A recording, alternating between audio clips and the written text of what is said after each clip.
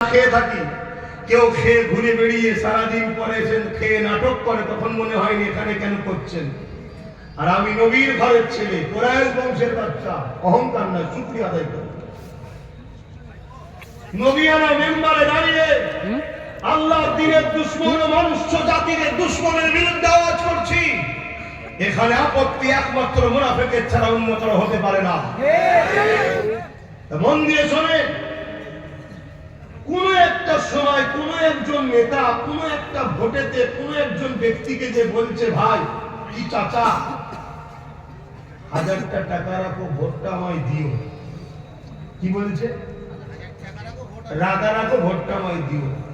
সেই চাচা বলছে নেতাকে যে, বাবু নেতা সাহেব আমি টাকা নেবো না, টাকা কোথা খরচ হয়ে যাবে, আমার খুব প্রয়োজন একটা গাধা, একটা গাধা তুমি আমায় দাও।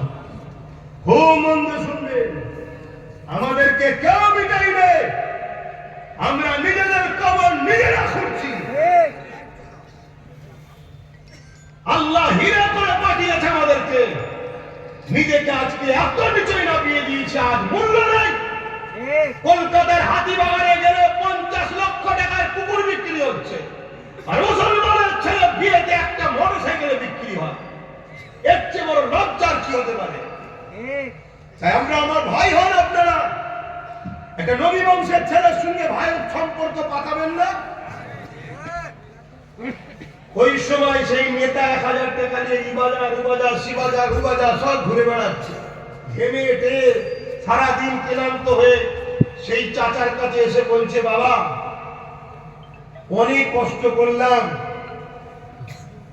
একটা গাধা কিনে আনতে পারলাম না। কেন? বলছে প্রত্যেকটা গাধা 20-25 হাজারের নিচে কম একটাও নেই। 20-25 হাজার টাকার কমে একটাও গাধা কেউ বিক্রি করতে চাইনি, না 20-25 হাজার টাকার উপরে।